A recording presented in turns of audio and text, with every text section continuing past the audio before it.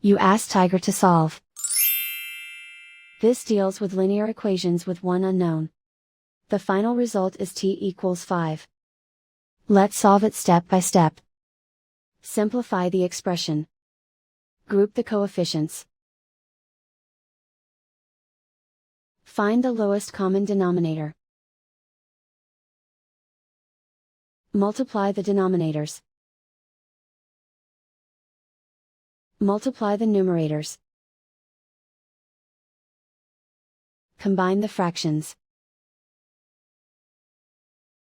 Combine the numerators. Find the greatest common factor of the numerator and denominator. Factor out and cancel the greatest common factor. Isolate the t.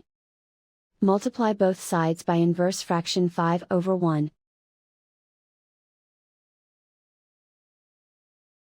Group like terms.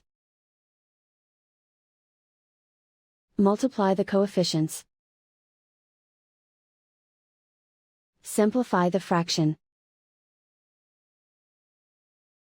Simplify the arithmetic. And so the final result is t equals 5.